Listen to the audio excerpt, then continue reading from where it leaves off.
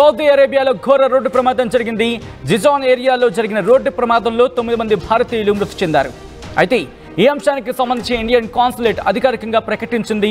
మృతుల వివరాలపై ఇంకా ఆ సస్పెన్స్ కొనసాగుతోంది. నిజానికి ప్రమాదంపై దిగ్భ్రాంతి వ్యక్తం చేశారు విదేశాంగ మంత్రి జయశంకర్. సౌదీ అరేబియాలో దాదాపు 26 లక్షల మంది భారతీయులు ఉంటారు అనేది ఒక అంచనా.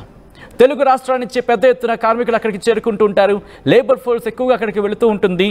ఈ నేపథ్యంలోని ఆ 9 మందికి సంబంధించి ప్రస్తుతం ఎవరై ఉండొచ్చు అంటూ కూడా ఇక్కడ ఉన్న కుటుంబాలు ఆందోళన వ్యక్తం చేస్తున్నాయి. ఇదే అంశానికి సంబంధించి కేంద్ర విదేశాంగ మంత్రి ఎస్ జయశంకర్ ఆయన చేసిన ట్వీట్ మీరు చూస్తున్నారు ఆర్టీవీ స్క్రీన్ మీద. ఆయన చెప్పుకొచ్చారు, grieve to learn of this accident and the loss of life.